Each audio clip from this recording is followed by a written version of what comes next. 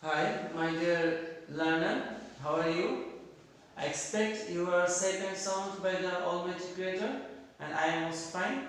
And at first, I am introducing myself to you. I am Shubinay Ghosh, Assistant Teacher in English, Banashakti High School, Nagarkanda, Faridpur.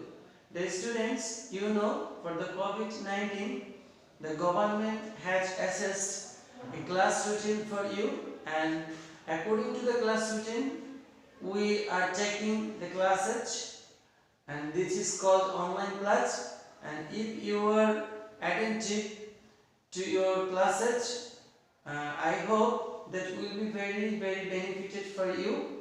And today I am going to take for class 8 a very important class about changing sentence assertive to interrogative. So dear students, be mindful to the classes.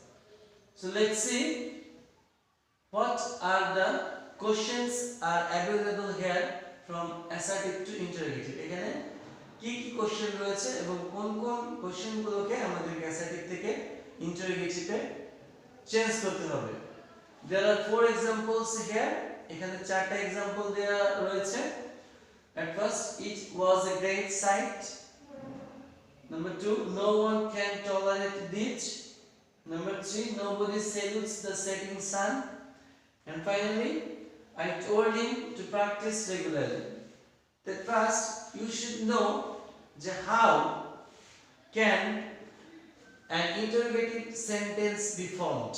অর্থাৎ একটা interrogative sentence কে কিভাবে রূপ দিতে হয় সেটা আমাদেরকে অবশ্যই first জানতে হবে. প্রত্যেকটি সেন্টেন্স অ্যাসার্টিভ সেন্টেন্সে রয়েছে. এখন আমাদেরকে এগুলোকে ইন্টারোগেটিভে পরিবর্তন করতে হবে. এখন আমাদের প্রথমেই জানতে হবে যে কিভাবে একটা ইন্টারোগেটিভ সেন্টেন্স গঠন করা যেতে পারে. তো I told you the last classes about the ideas of sentences, how can be formed an interrogative sentence or assertive sentence. You know assertive sentences structure. So what is this? Eta ki assertive sentence means at first auxiliary verb, then subject, then main verb, maybe or not থাকতেও পারে নাও পারে, then extension, then question mark. Okay dear students, so how can be an interrogative sentence formed? At first auxiliary verb, then subject, then main verb, then extension, then question mark. Okay, that first when you will go to solve the assertive sentence into interrogative sentence, at first you will select the subject and auxiliary verb. অর্থাৎ যখন তুমি কোনো assertive সেন্টেন্সকে interrogative করতে যাবে তখন প্রথমেই subject এবং সাহায্যকারী ভার্বকে সিলেক্ট করে নেবে. তো প্রথম সেন্টেন্সটা হচ্ছে ইট ওয়াজ এ গ্রেট সাইট. তো what is the subject here? It. Here subject and was auxiliary verb means সাহায্যকারী verb. There is no other verb here. এখানে অন্য কোনো verb নাই. এখানে was auxiliary verb tie finite verb মানে main verb হিসেবে ব্যবহৃত হয়েছে. Dear students, you know finite verb means, what is the finite verb? Finite verb means independent verb, স্বাধীন একটা verb which can complete a sentence, যেটা একটা সেন্টেন্সকে সম্পূর্ণ করতে পারে. তো আমরা জানি ফাইনাইট ভার্বের মধ্যে দুটি প্রকার আছে. একটা হচ্ছে অক্সিলারি ভার্বটাও ফাইনাইটের মধ্যে, মেইন ভার্বটাও ফাইনাইটের মধ্যে. অর্থাৎ যখন কোনো সেন্টেন্সে মেইন ভার্ব থাকবে না তখন অক্সিলারি ভার্বটাই ফাইনাইট ভার্ব হিসেবে কাজ করবে. ওকে, তো এখানে অক্সিলারি ভার্ব ওয়াজ, অন্য কোনো ভার্ব নেই, সুতরাং অক্সিলারি ভার্বটি মেইন ভার্ব হিসেবে কাজ করবে.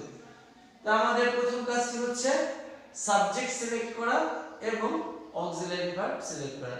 তো অলরেডি উই হ্যাভ সিলেক্টেড, আমরা এর মধ্যে সিলেক্ট করে নিয়েছি.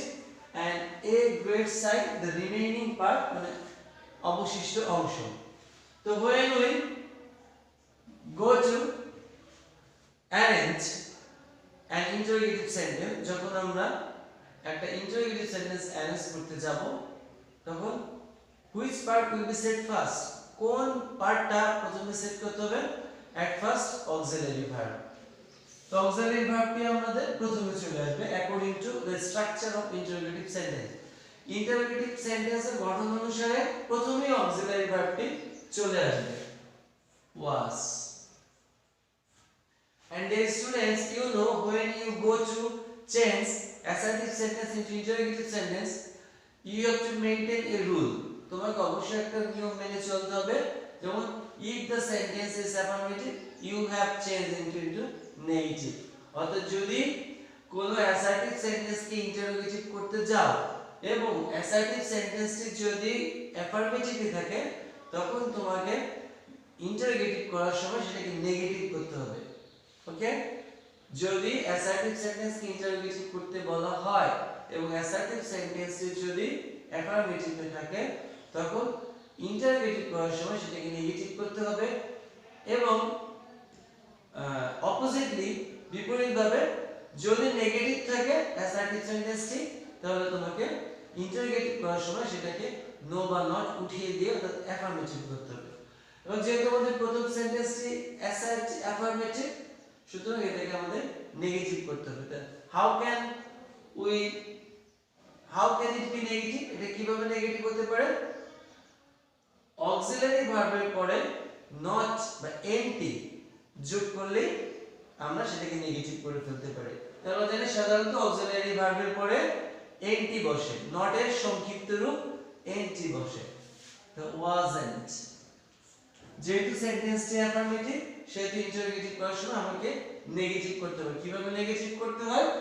অক্সিলারি ভার্বের সাথে এনটি মানে নট এর সংক্ষিপ্ত রূপ যোগ করলে নেগেটিভ হয়ে যায়। তো প্রথমে আমরা কি করলাম? অক্সিলারি ভার্বটি প্রথমে নিয়ে আসলাম, তারপরে সাবজেক্ট হচ্ছে আমাদের ইট, দেন রিমেইনিং পার্ট, তারপরে অবশিষ্ট অংশ, then question mark, then question mark. Okay dear students, is it clear to you? Have you understood? I think you have understood clearly. Okay, next sentence, no one can tolerate this। এটাকেও আমাদের interrogative করতে হবে, কিন্তু আমরা প্রথমেই দেখছি এখানে no শব্দটি আছে, তার মানে এই সেন্টেন্সটি নেগেটিভ। সুতরাং আমরা যখন এটাকে ইন্টারোগেটিভ করব তখন এই নো বা নট উঠিয়ে দিয়ে এটাকে অ্যাফার্মেটিভ এ চেঞ্জ করতে হবে। ওকে, that first select subject no one, this is subject can, modal auxiliary verb which is auxiliary verb, এখানে আমাদের মেইন ভার্ব রয়েছে। আমরা জানি মোডাল অক্সিলারি ভার্বের পরে একটা মেইন ভার্বের প্রেজেন্ট ফর্ম পাওয়া যায়। সব সময় মোডাল অক্সিলারি ভার্বের পরে অবশ্যই মূল ভার্বের প্রেজেন্ট ফর্ম মেইন ভার্ব হিসেবে থাকবে।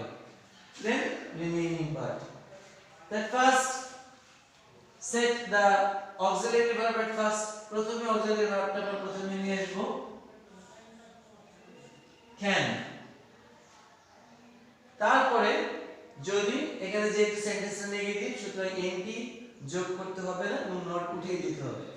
এখন আমরা জানি যদি কোনো বাক্যে সাবজেক্ট হিসেবে নো ওয়ান থাকে তখন পরবর্তীতে ইন্টারোগেটিভ করার সময় তখন এনিওয়ান বা এনিবডি যা দিতে পারো as you wish।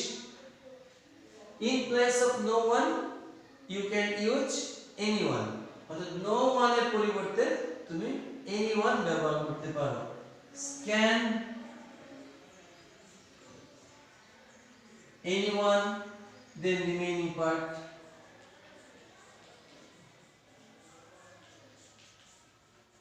tolerate this, can anyone tolerate this? Okay dear students, next number 3, nobody salutes the setting sun. This sentence is also negative sentence. Now you have to transform it into affirmative, into interrogative। এটাকে তোমাকে interrogative করতে হবে। যেহেতু সেন্টেন্সে affirmative নেগেটিভে রয়েছে, সুতরাং আমরা interrogative করার সময় ইন্টারোগেটিভ তো করবো, সাথে সাথে অ্যাফার্মেটিভ হয়ে যাবে, নো উঠে যাবে। That first select the auxiliary verb. So what do you see, dear students? Is there auxiliary verb available here? এখানে কি কোনো auxiliary verb রয়েছে? আমরা দেখছি এখানে কোনো auxiliary verb নেই। যদি auxiliary verb না থাকে তাহলে অবশ্যই main verb থাকবে, অর্থাৎ finite verb থাকবে, either auxiliary or main, হয় auxiliary থাকবে না main verb থাকবে। এখানে কোনো auxiliary verb নেই, এখানে রয়েছে main verb. What is the main verb here? Salute. So there have been a problem. There is a problem if there is no auxiliary verb in the sentence. যদি এই sentence auxiliary verb না থাকে তখন আমরা যখন এটাকে interrogative করব তখন কিছুটা সমস্যা হয়। আর যদি auxiliary verb থাকতো তাহলে আমরা সরাসরি auxiliary verbটাকে প্রথমে নিয়ে আসতে পারতাম। এখন কোশ্চেন, যদি auxiliary verb সেন্টেন্সে না থাকে তখন আমাদেরকে কি করতে হবে? তখন you have to select the tense of the verb. যদি auxiliary verb না থাকে তখন তোমার on the basis of the verb you have to select tense, অর্থাৎ এই verb main ভার্বটির উপর ভিত্তি করে তোমাকে tense নির্ধারণ করতে হবে। তো what kind of tense the verb is?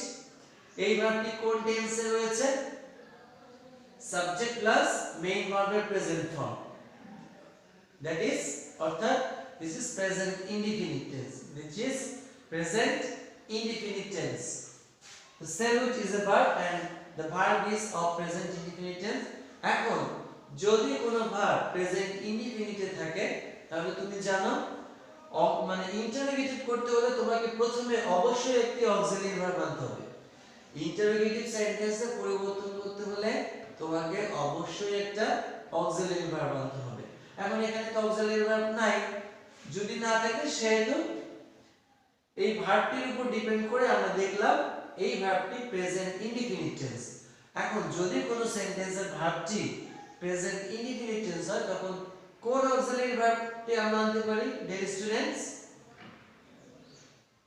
কোন অক্সিলারি ভার্বটি আনতে পারি? ওকে, ডু অর ডাজ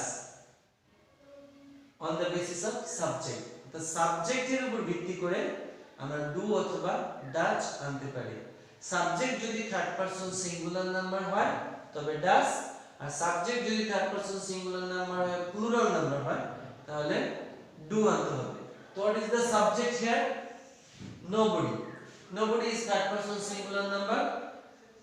সুতরাং আমরা কোন সাহায্যকারী ভার্বটা আনতে পারি? সেলুটের উপর ভিত্তি করে ডু অথবা ডাজ। আর একটু সহজ করে বলতে হয়, যদি ভার্বের সাথে এস বা ইএস যোগ থাকে তাহলে তুমি সহজেই বুঝবে যে ডাজ আনতে হবে। আর ভার্বের সাথে যদি এস বা ইএস না থাকে তাহলে তুমি সহজেই বুঝবে ডু আনতে হবে। Okay dear students, so at first auxiliary verb does. So you should not add nt, তোমাকে nt যোগ করতে হবে না, কারণ এটা নেগেটিভ সেন্টেন্স, নেগেটিভ সেন্টেন্স থাকলে নো বা নট উঠিয়ে দিতে হয়, nt আনার কোনো প্রয়োজন নেই, আরো উঠিয়ে দিতে হবে। তো does, তো in place of nobody you can set anybody. তো nobody থাকলে nobody পরিবর্তিত হয়ে হবে anybody. The Dutch anybody salute the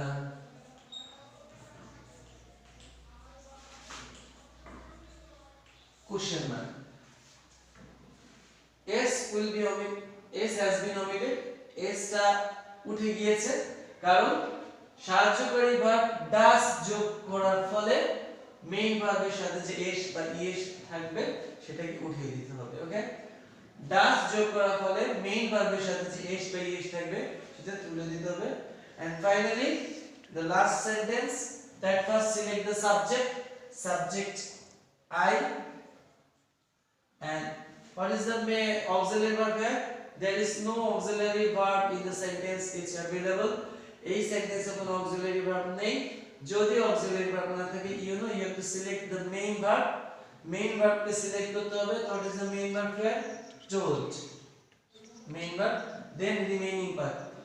On the basis of main verb, you have to bring auxiliary verb. Just আগের সেন্টেন্সের মতো এখানে অক্সিলারি ভার্ব ছিল না, তখন আমরা মেইন ভার্বের উপর ভিত্তি করে টেন্স নির্ধারণ করেছি এবং টেন্সের মাধ্যমে আমরা অক্সিলারি ভার্ব সিলেক্ট করেছি। নিচের সেন্টেন্সটিও তাই, এখানে কোনো অক্সিলারি ভার্ব নেই, এখানে মেইন ভার্ব টোল্ড। এখন told which kind of tense of told is, এখানে টোল্ড কোন ধরনের টেন্স? এখন আমরা টোল্ড কে উপর ভিত্তি করে বলতে পারি এটা হচ্ছে সাবজেক্ট প্লাস মেইন ভার্বের পাস্ট ফর্ম, সুতরাং এটা past indefinite tense. Subject plus main ভার্বটি হচ্ছে পাস্ট ফর্মে, সুতরাং এটা হচ্ছে পাস্ট ইনডিফিনিট টেন্স। এখন যদি ভার্বটি যদি পাস্ট ইনডিফিনিট টেন্স হয়, তাহলে আমাদেরকে ইন্টারোগেটিভ করার সময় অবশ্যই একটা অক্সিলারি ভার্ব আনতে হবে। তো which kind of auxiliary verb will we set? আমরা কোন ধরনের অক্সিলারি ভার্ব সেট করব? যদি ভার্বটি পাস্ট ফর্মে থাকে তাহলে আমাদেরকে অক্সিলারি ভার্ব হিসেবে ডিড আনতে হবে। যদি মেইন ভার্বটি পাস্ট ফর্মে থাকে তাহলে অক্সিলারি ভার্ব হিসেবে আমাদেরকে ডিড আনতে হবে। That first did, then subject I, then remaining part. But there is a question, একটা প্রশ্ন আছে, আমরা যদি অক্সিলারি ভার্ব হিসেবে ডিড ব্যবহার করি তাহলে মেইন ভার্বটিকে আর পাস্টে রাখা যাবে না, তখন সেটা প্রেজেন্ট ফর্মে নিয়ে আসতে হবে। ওকে ডিয়ার স্টুডেন্টস, আমরা যখন অক্সিলারি ভার্ব হিসেবে ডিড ব্যবহার করব তখন মেইন ভার্বটি আর পাস্ট ফর্মে থাকবে না, তখন সেটা প্রেজেন্ট ফর্মে হয়ে যাবে। ডিড আই টেল, টোল্ড এর পাস্ট ফর্ম হচ্ছে tell. Did I tell him to practice regularly? Question mark. Did I tell him to practice regularly? Is the sentence is correct, dear students? There is a wrong something. এখানে কিছুটা ভুল রয়েছে। কি I have told earlier, প্রথমে বলেছিলাম যদি sentence অ্যাসার্টিভে থাকে তো মানে অ্যাফার্মেটিভে থাকে তখন ইন্টারোগেটিভ করার সময় সেটাকে নেগেটিভ করতে হয়। কিভাবে নেগেটিভ করতে হয়? সাহায্যকারী ভার্বের সাথে এনটি যোগ করার ফলে সেটা নেগেটিভ হয়ে যাবে। যেহেতু আমাদের সেন্টেন্সটা অ্যাফার্মেটিভ, সুতরাং আমরা যখন এটাকে ইন্টারোগেটিভে পরিবর্তন করব তখন আমরা একটা এনটি যোগ করব কার সাথে? সাহায্যকারী ভার্বের সাথে। Okay dear students, so they didn't. Okay, didn't I tell him to practice regularly? Question mark. So dear students, I hope you have understood the whole thing clearly and practice it more and more at home. I hope you it will be appeared before you more clear. Okay dear students, bye.